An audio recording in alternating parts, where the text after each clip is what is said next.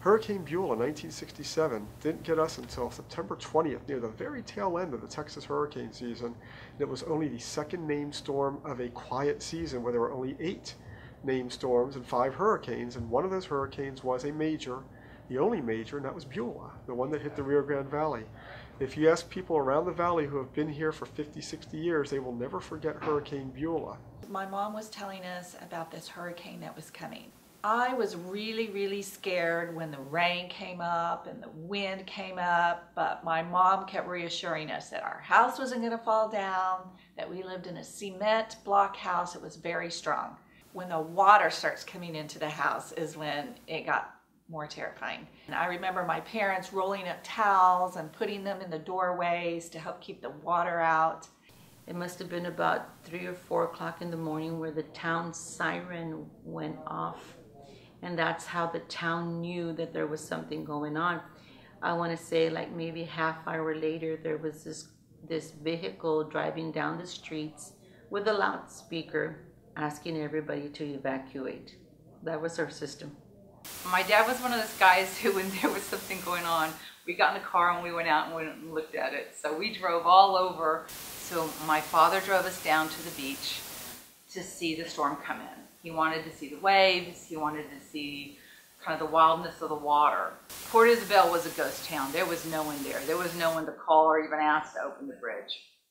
And I can remember watching this man undressed down to his boxer shorts, and it's raining and the waves are crazy and the wind is swirling around us, and he jumps into the water of the channel and he swims across to the swing bridge. He climbs up on it, he fires it up with the motor, unchains it and closes it, and those guys hopped in their trucks and went over to get their boats. And I couldn't believe somebody was willing to risk their lives for boats. It just seemed crazy to me at the time. Todos los barcos en alta mar deben buscar puerto de abrigo. Las olas y los vientos han destruido ya para esta hora gran parte del precioso lugar de recreo que es la Isla del Padre. Valiosas instalaciones han comenzado a ser destruidas por la furia de los vientos. Una gran cantidad de personas ha recibido asilo, sobrepasando la cifra de 84,000 las que han sido auxiliadas. En fila directamente a la boca del Río Grande. Se ha declarado estado de alarma en toda la costa. El agua del Río Grande tiene avenidas hasta de 15 pies de altura en algunas partes. Los teléfonos han enmudecido, las comunicaciones están cerradas y los efectos de las lluvias han dejado mosquitos más grandes que nunca. Harvey Drive was extremely flooded and people were out in little boats on Harvey Drive. I do remember seeing that. Part of the reason that we had to miss 2 weeks of school is that the high school was used as a shelter during the storm. There was so much rain from this hurricane. While we were out of school for 2 weeks, a lot of my friends worked at the levees, filling sandbags. My dad had been gone for the first part of the storm because he was a coach in Edinburgh and he had to work at a shelter. So he finally got home and he went up on the roof during the eye of the storm to see what the flooding was like in the neighborhood. And I remember being terrified because I thought the wind was going to whip up again and he was going to fly off the roof, and we were telling him to get down already. The water when the flood water started to come into our house, they came in with such force that all of our oak furniture, dining room table and buffet and chairs that were very heavy was reduced to wood that was the size of toothpicks. So you can imagine the force of that water. So a storm like Hurricane Beulah in 1967 got going in the western Atlantic Ocean, but was originally a seed in Africa 1 month earlier. It took that long for it to get into the west central Atlantic, which was 2 weeks before landfall, when it finally developed into a tropical depression. It ultimately went back and forth between storm, hurricane, storm, and finally a Category 5 shortly before landfall. Los árboles han sido arrancados en forma brutal, cayendo encima de las casas a las que otra hora dieron sombra, o quedando atravesados en las calles como gigantes muertos en caballeros heridos. El presidente de los Estados Unidos, Lyndon B. Johnson, y su comitiva han llegado para declarar zona de desastre todo el valle del Río Grande. Se tenía la esperanza de recoger cuando menos $75 millones en cítricos, ya que se preveía que esta iba a ser la mejor cosecha de muchos años. My family was in agriculture. We were in the canning business, which means that the vegetables that came in were canned and went off to stores. And the agriculture business was hit really hard by the hurricane. It changed the agriculture business forever, and our family ended up getting out of it because there was just no business for such a long period of time. Another big memory of mine is when they moved all the airplanes from McCrary Aviation, all the private planes. I know all the big planes were taken out, but the private planes had nowhere to go. So when they realized that the storm was going to hit here, and they knew that McCrary's and the airport in general always flooded, they called out to all the people who could drive a plane. You didn't even have to fly it. And they took all those planes and they drove them up Wichita Avenue to the country club parking lot and parked them up there because it was substantially higher and that area didn't flood. There is a level of reality we have to accept, because remember, the more rain we get in a short period of time, more impact we're going to have. And if we have a steady rain like Beulah gave us, which was almost 30 inches of rain if I recall, then that's going to impact us even more. The valley is very prone to things like hurricanes and flooding, as we saw with Hurricane Beulah 50 years ago. So there's an element of physical threat. But there's also a social threat involved as well, in that we have one of the highest rates of poverty in the country. We have a very large population of folks who might not speak English or might not understand the prevailing language of emergency management in the area, which is still English. I would argue that the valley is even more vulnerable today than it was 50 years ago because of the growing or increasing presence of these kind of makeshift communities. Today, if Beulah would impact us, or a storm similar to Beulah would impact us, there would be significant devastation in the sense because we are now more populated. There are more buildings, less farmland, less ranch land. Water flow is going to be redirected by the infrastructures that we have currently in place. A lot of blacktop, a lot of highways, a lot of concrete. Physical disaster like a tornado or a hurricane or an earthquake is necessary but insufficient to bring about a catastrophe in and of itself. And so you need that event, you need the tornado, you need the earthquake, but you also need a vulnerable population to be struck by that earthquake or tornado to have a disaster as we conceive it. Some of our colonial developments don't have proper drainage. That will also be a significant impact to us. As you could, if you remember correctly from the May-June events, that we had about 16 inches of rain in certain areas. That impacted us quite well because we had tremendous water in such a period of time, and we had been having rain previous to that.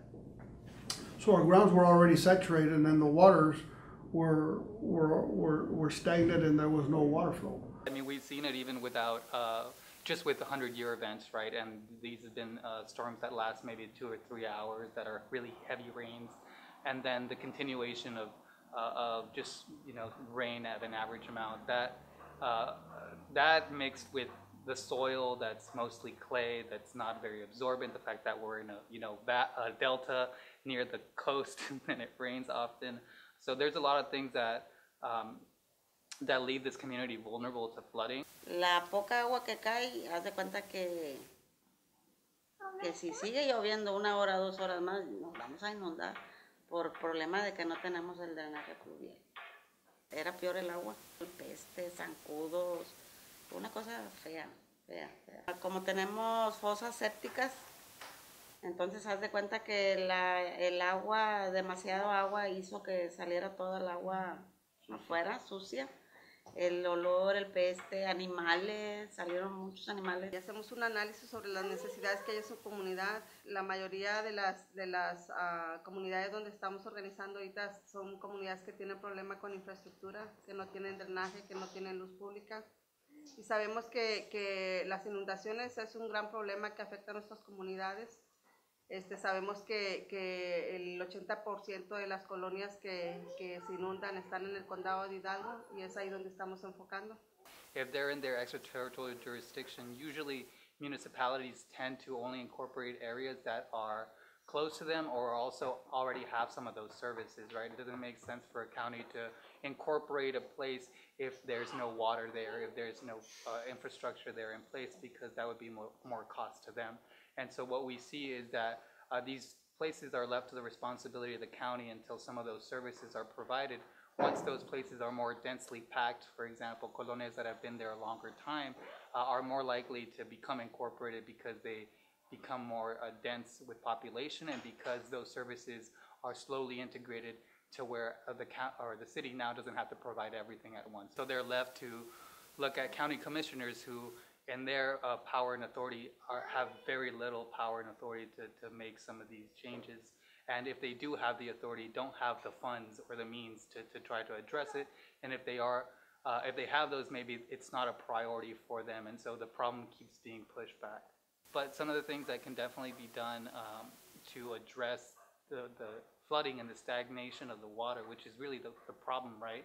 We know that you can't control rains of a 100-year storm event, right? It's gonna flood anywhere, but you can definitely reduce how long the water stays there. And you can definitely make the water flow faster out of a community, and that's what's really causing the problem, right? People understand that it's gonna flood if it rains a lot, right? But there's no reason their community should be underwater for 15 days or more, right? It could happen anytime, you know.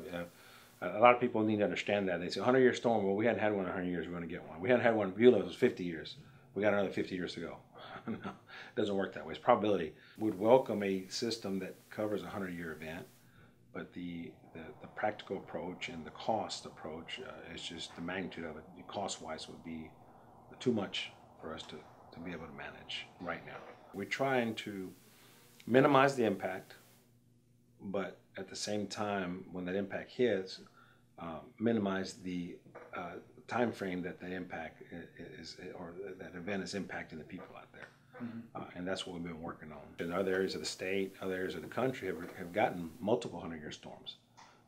Just the intensity of the storm itself, they've gotten greater. We've noticed that. We've been very proactive in developing our system, not just new improvements, but working with the existing system that we have and expanding it. We have a lot of projects since I took over in February of 15 that we have initiated as a maintenance and operation program to create a more manageable system, easier to maintain, but at the same time almost double the volume in the system in certain areas. Entonces ahorita es lo que estamos o nos están ayudando para tener el drenaje fluvial, porque no queremos pasar otra vez por esa situación. Ya estamos desesperados porque, más bien temiendo de que se venga otra lluvia fuerte, porque ya sabemos que ese va a ser el problema de nosotros. Because of the amount of growth that we have, water flow is going to be difficult to go. Even though there have been significant improvements done to our major floodways, what people don't understand is no matter how good our drainage system is, to include if we had bayous or large drainage ditches or canals that we could flow water into, if we get a lot of water at one time, those ditches are going to be filled to the point. So where is water going to go? Nowhere, because our system is taxed to its limit and it's flowing water as fast as it can.